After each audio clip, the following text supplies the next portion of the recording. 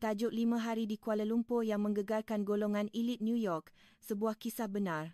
Tuan-tuan dan puan-puan, sesuatu yang sukar dipercayai telah berlaku. Adakah perkara sebegini benar-benar wujud?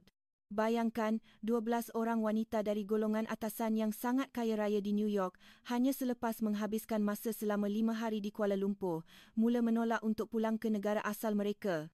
Catherine Hamilton, seorang pelabur bank Wall Street berusia 72 tahun, saat beliau melangkah keluar dari sebuah kedai serbaneka di kawasan mewah Bukit Bintang pada jam 11 malam, telah mencengkam lengan saya dan menjerit, "Saya tidak mahu pulang lagi.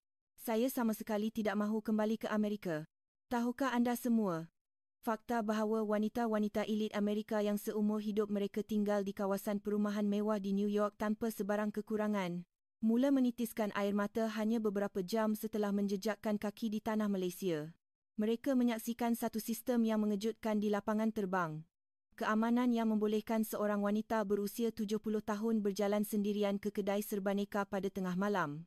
Dan kos perubatan yang tidak masuk akal murahnya tetapi berkualiti tinggi yang dialami di hospital swasta terkemuka di Kuala Lumpur. Kos perubatan di Amerika adalah pembunuh, kata seorang daripada mereka.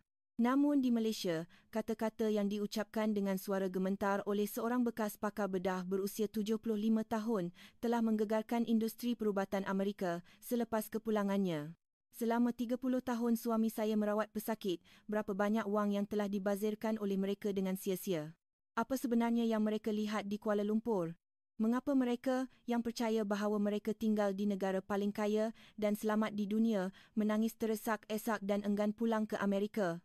Rekod 5 hari ini telah mendedahkan sisi gelap masyarakat Amerika dan menghiasi muka depan New York Times, malah CNN telah menerbitkan program khas mengenainya. Saya akan menceritakan kesaksian hidup yang menyentuh hati daripada pemandu pelancong tempatan yang mengiringi 5 hari yang mengejutkan ini. Sebelum bermula, sila tekan butang like dan langgan saluran ini untuk memberi sokongan besar dalam menyebarkan kebenaran tentang Malaysia. Hello, nama saya Azlan. Saya telah berulang-alik antara New York dan Kuala Lumpur selama 15 tahun sebagai pemandu pelancong untuk golongan kenamaan. Saya belajar di Universiti Columbia, tinggal di New York selama 10 tahun dan setiap tahun membawa lebih 50 kumpulan orang kaya Amerika melawat Malaysia.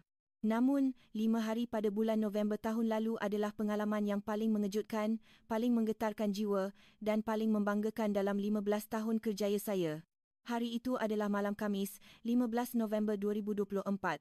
Jam 11 malam, saya berada di lobi ketibaan lapangan terbang antarabangsa Kuala Lumpur, KLIA, menunggu selepas menerima panggilan kecemasan. Telefon saya berdering. Ia daripada pengurus agensi pelancongan. Encik Azlan, klien kali ini sangat istimewa.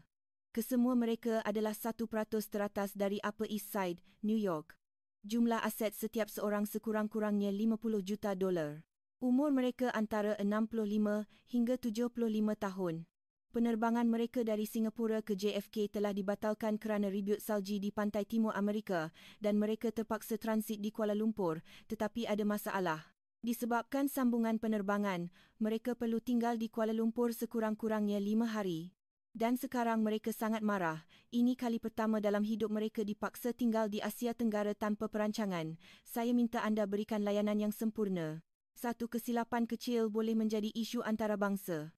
Saya menarik nafas panjang. Saya dapat rasakan ini akan menjadi tugas paling sukar dalam 15 tahun kerjaya saya. Jam 11.15 malam, pintu ketibaan terbuka. Sebaik sahaja melihat 12 wanita itu keluar, saya menahan nafas. Kesemua mereka jelas memakai pakaian dan aksesori bernilai jutaan ringgit. Beg Hermes Birkin, sut Chanel, gelang Cartier. Walaupun di lapangan terbang, mereka kelihatan seperti baru pulang dari parti gala di Museum Metropolitan. Namun, wajah mereka penuh dengan kemarahan dan kebimbangan. Di hadapan sekali ialah Catherine Hamilton, 72 tahun, tinggi 170 cm. Rambut peraknya didandan rapi, memakai sut hitam Chanel. Di lehernya terdapat kalung berlian yang mungkin bernilai $1 juta. Suaminya adalah bekas naib Presiden Goldman Sachs dan aset semasanya dianggarkan melebihi $300 juta. Sebaik sahaja Catherine melihat saya, dia berkata dengan suara tajam, "Adakah anda pemandu pelancong? Bolehkah anda benar-benar berbahasa Inggeris? Kami berada dalam situasi terburuk sekarang. Terpaksa tinggal di Kuala Lumpur selama 5 hari adalah perkara terburuk dalam hidup saya. Bawa kami ke hotel yang bertaraf dunia secepat mungkin. Seterusnya muncul Margaret Stevenson, 68 tahun. Bekas pendakwa raya persekutuan yang kini mengetuai organisasi hak asasi manusia terbesar di AS selepas bersara. Dia memakai sut seluar Gucci dan beg Prada. Wajahnya jelas tidak puas hati.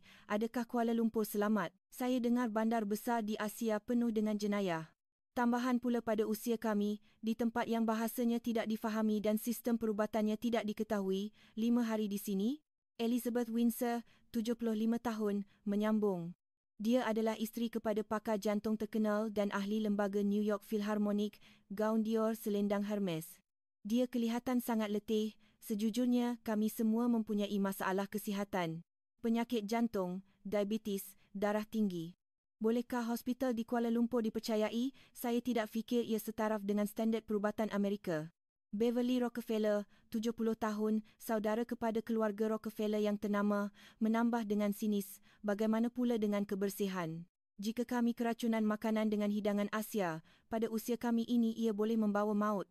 Ahli lain turut meluahkan kebimbangan dan ketidakpuasan hati. Apa yang tertulis di wajah mereka adalah penghinaan dan ketakutan yang jelas. Mengapa kami perlu tinggal di negara membangun seperti ini? Saya menarik nafas panjang dan menjawab dengan setenang dan seprofesional mungkin. Jangan risau, puan-puan. Kuala Lumpur adalah salah satu bandar paling selamat, bersih dan mempunyai standard perubatan bertaraf dunia. Mungkin jauh lebih selamat dan selesa daripada New York. Namun mata mereka berkata, mustahil. Catherine tersenyum sinis, lebih selamat dari New York. New York adalah pusat dunia. Tidak mungkin bandar di Asia Tenggara boleh menandinginya. Ketika itu saya berfikir, tidak lama lagi, pandangan dunia kamu akan hancur sepenuhnya dan kamu tidak akan dapat melihat Amerika dengan pandangan yang sama lagi dan sememangnya itulah yang berlaku. Semasa mengambil bagasi, melepasi kastam dan menuju ke lobi ketibaan, rungutan mereka berterusan. Adakah ini benar-benar lapangan terbang antarabangsa? Adakah tandasnya bersih? Saya mahu ke hotel segera. Perjalanan ini mimpi ngeri. Namun, saat mereka singgah di tandas, retakan pertama pada ego mereka berlaku. 5 minit kemudian, Elizabeth keluar dengan wajah tidak percaya, tangannya sedikit menggeletar. Ini tidak mungkin. Adakah ini benar-benar tandas awam lapangan terbang? Ahli lain keluar satu persatu dengan wajah terpegun. Margaret berkata dengan suara bergetar, lantainya kering sepenuhnya. Baunya wangi. Ada bidet air yang berfungsi dengan baik. Tisu tandasnya berkualiti tinggi. Dan yang paling penting, ia lebih bersih daripada tandas hotel. Beverly menambah, tandas di lapangan terbang JFK kotor, berbau, lantainya basah dan tisu tandas selalu habis. Tetapi di sini, Catherine berkata perlahan, adakah ini standard lapangan terbang di Malaysia? Saya tersenyum. Ini baru permulaan. Kami menuju ke tempat menunggu kenderaan. Saya sengaja tidak menempah limosin tetapi menempah van mewah eksekutif Toyota Alphard yang dipandu oleh pemandu tempatan berpengalaman untuk memberikan pengalaman Malaysian hospitality yang sebenar. Kereta tiba. Pemandu, seorang lelaki Melayu berusia lingkungan 60 perobohan yang kami panggil Pak Cik, turun dan memberikan salam dengan tangan di dada, tanda hormat budaya Malaysia. Dia memakai baju batik yang kemas dan bergosok licin.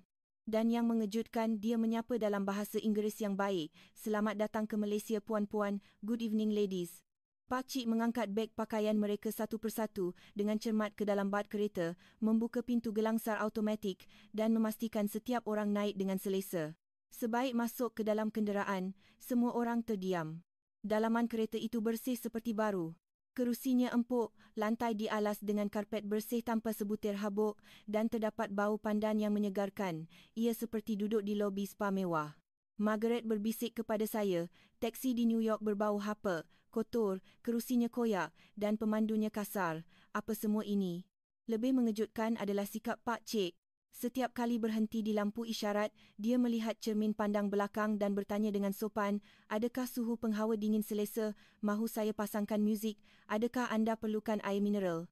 Dia menerangkan laluan dari KLIA ke pusat bandar menggunakan lebuh raya MEX dengan bahasa Inggeris yang mudah tetapi jelas. Kita akan sampai dalam 45 minit. Anda boleh lihat menara berkembar Petronas yang bercahaya sebentar lagi. Seorang pemandu warga emas Malaysia yang begitu prihatin dan berusaha berkomunikasi. Pemandangan ini membuatkan kesemua 12 orang itu hilang kata-kata. Kereta memasuki lebuh raya menuju pusat bandar. Di luar tingkap, pemandangan malam Kuala Lumpur terbentang. Jalan raya yang diselenggara dengan baik, bangunan pencakar langit yang tidak berkesudahan, dan cahaya lampu menara KL serta Petronas Twin Towers yang memukau. Dan yang paling penting, walaupun sudah melepasi jam 11 malam, bandar itu terang dan penuh dengan kehidupan. Beverly berkata dengan suara gemetar, "Ini bandar di Asia, ia lebih bersih dan moden daripada Manhattan." Elizabeth menekan wajahnya ke tingkap. "Lihat itu, ada wanita berjalan sendirian, lewat malam begini sambil melihat telefon pintar. Dia langsung tidak kelihatan takut."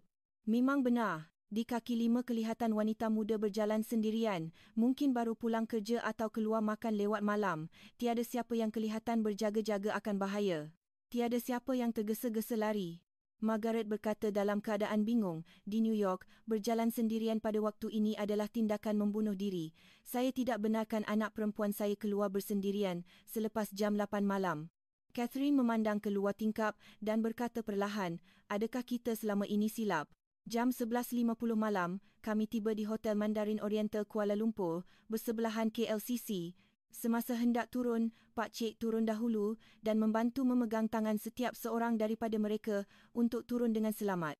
Pemandu berusia 60 tahun memegang tangan penumpang seusianya dengan sopan laksana melayan seorang permaisuri. Apabila tiba masa untuk membayar walaupun saya yang menguruskannya, Elizabeth terkejut melihat meter atau anggaran harga aplikasi e-hailing yang tertera di telefon saya. Sekitar 150 lebih kurang 35 USD. Dari lapangan terbang ke pusat bandar.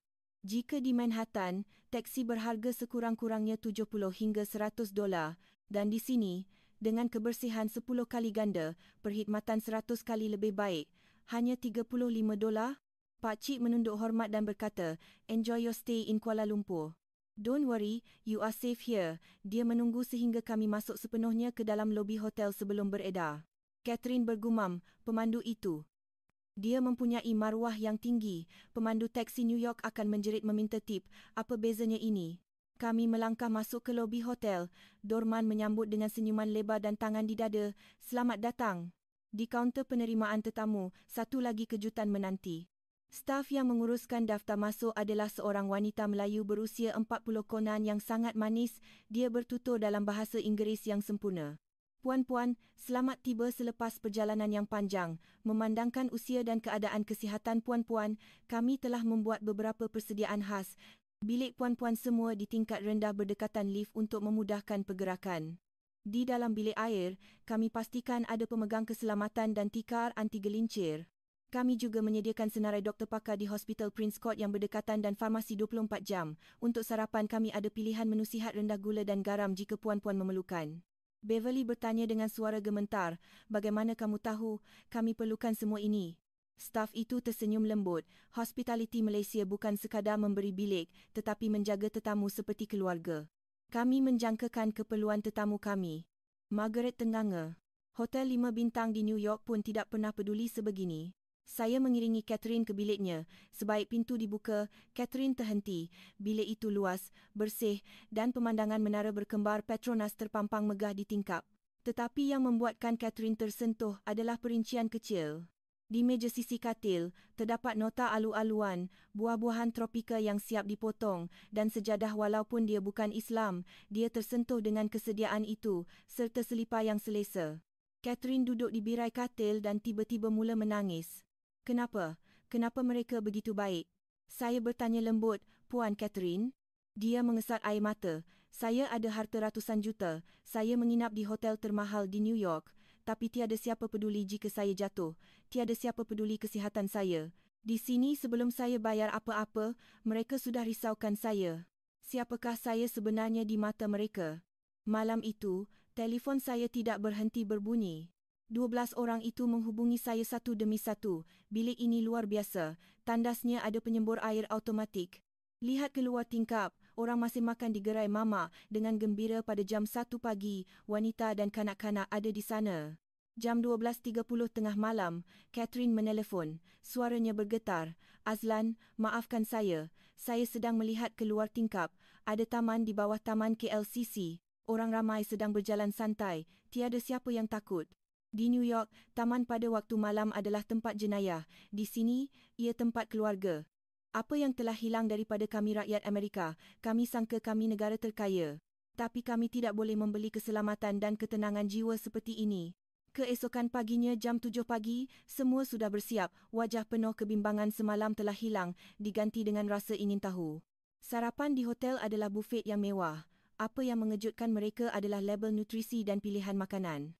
Nasi lemak dengan sambal, tetapi ada pilihan beras perang. Buah-buahan tempatan seperti betik dan nenas yang kaya vitamin. Seorang chef keluar untuk menerangkan khasiat herba dalam masakan Melayu kunyit untuk anti radang, halia untuk buang angin. Elizabeth, isteri pakar jantung, kagum. Makanan ini, rempah ratus semula jadi, bukan perasa buatan. Ini jauh lebih sihat daripada sarapan sausage dan bacon berminyak di Amerika. Hari itu kami menaiki MRT laluan Putrajaya. Sebaik sahaja mendengar perkataan pengangkutan awam, wajah mereka berubah. MRT, kereta api bawah tanah. Kami orang kaya, kami tidak naik tren, kata Catherine. Saya tersenyum. Percayalah. Di stesen MRT Tun Razak Exchange, TRXCS, mereka tergamam. Stesen itu futuristik, berkilau dan sejuk dengan penghawa dingin. Lantainya berkilat, tiada sampah. Tiada gelandangan tidur di tepi dinding. Apabila tren sampai, orang ramai beratur. Sebaik sahaja kami masuk, sesuatu yang ajaib berlaku. Melihat kumpulan wanita warga emas ini, serta-merta beberapa anak muda pelbagai bangsa Melayu, Cina, India bangun serentak dan menawarkan tempat duduk. Sila duduk, Aunty, kata seorang pemuda Cina. Have a seat, Mum, kata seorang gadis Melayu bertudung. Bukan kerana dipaksa, tetapi kerana budaya hormat orang tua. Elizabeth menitiskan air mata lagi. Saya tinggal di New York 75 tahun, tidak pernah sekalipun saya lihat anak muda beri tempat duduk kepada orang tua di subway New York. Di sana, mereka buat tidak tahu. Di dalam tren, suasana tenang. Orang bermain telefon atau membaca, tiada yang menjerit atau bergaduh. Tren itu bersih tanpa sebarang contengan grafiti. Kami turun di Bukit Bintang dan berjalan ke pavilion. Jam 10 pagi, pusat membeli belah dibuka. Mereka melihat ramai wanita warga emas tempatan berjalan-jalan dengan gembira, minum kopi bersama kawan-kawan. Catherine memerhati seorang wanita warga emas Melayu yang anggun berbaju kurung. Lihat wanita itu. Dia seusia saya. Dia berjalan dengan yakin, dia tidak takut diragut, dia dihormati. Kemudian kami ke kaunter kosmetik. Jurujual di sana tidak memaksa mereka membeli produk mahal untuk menutup tua, sebaliknya memuji kulit mereka. Puan nampak cantik pada usia ini. Produk ini hanya untuk menyelakan seri puan, bukan mengubah puan.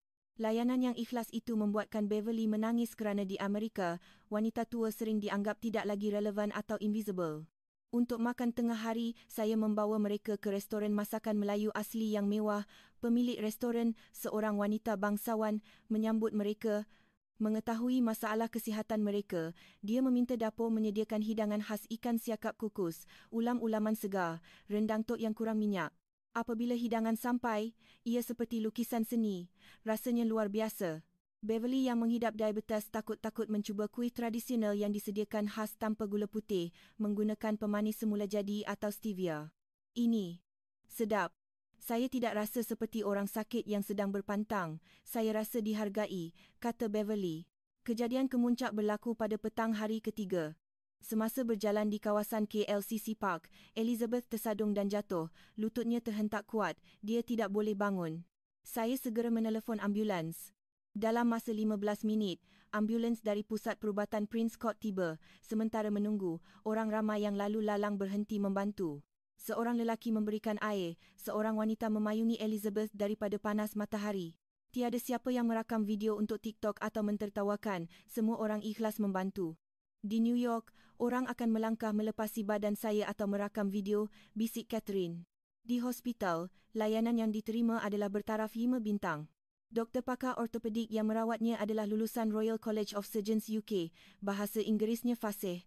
Pemeriksaan X-ray dan MRI dilakukan serta-merta. Nasib baik tiada patah, hanya lebam teruk. Apabila bil dikeluarkan, mereka semua terdiam. Rawatan kecemasan, ambulans, X-ray, MRI, ubat-ubatan dan konsultasi pakar. Jumlahnya 1,600 sen, kira-kira 370 USD. Tipu, jerit Catherine. Di New York, ambulans sahaja sudah $3,000, MRI $5,000. Bil ini sepatutnya $15,000. Kenapa cuma $370? Kerani hospital tersenyum. Ini adalah harga standard kami. Kami tidak mendiskriminasi warga asing. Elizabeth menangis mahu-mahunya. Suami saya doktor jantung. Dia charge pesakit ribuan dolar. Kami ingat itu normal. Rupa-rupanya kami di Amerika ditipu oleh sistem kami sendiri. Di Malaysia, dengan harga begini, kami dapat layanan raja dan rawatan terbaik. Malam sebelum pulang, Catherine memanggil saya ke biliknya. Azlan, kami sudah berbincang. Kami akan dedahkan perkara ini bila pulang ke Amerika. Amerika bukan lagi negara nombor 1. Kekayaan sebenar bukan pada wang dolar, tetapi pada keselamatan, kemanusiaan dan maruah. Malaysia memilikinya. Keesokan harinya di KLIA, mereka semua menangis. Saya tidak mahu balik, ini rumah kedua saya, kata Catherine. Kami pasti akan kembali. Sekembalinya ke New York, Catherine mengadakan sidang media. Dia memberitahu wartawan CNN dan New York Times, saya percaya Amerika adalah yang terbaik selama 72 tahun. Tapi di Kuala Lumpur, wanita 80 tahun boleh berjalan malam dengan selamat. Di sana, warga emas dihormati seperti permata. Di sana, kos perubatan tidak memufliskan anda. Rakyat Amerika telah ditipu. Negara maju yang sebenar adalah Malaysia. Kenyataan ini menggemparkan Amerika. Setahun kemudian, Catherine dan 11 rakannya kembali ke Kuala Lumpur bersama keluarga mereka, kali ini untuk bercuti selama sebulan. Mereka berkata, di sinilah kami mahu menghabiskan sisa hidup kami dengan bermaruah. Begitulah kisah 12 wanita elit New York yang menemui syurga yang tidak disangka di Malaysia. Jika anda tersentuh dengan kisah kehebatan Malaysia ini, sila tinggalkan komen dan kongsikan video ini. Terima kasih.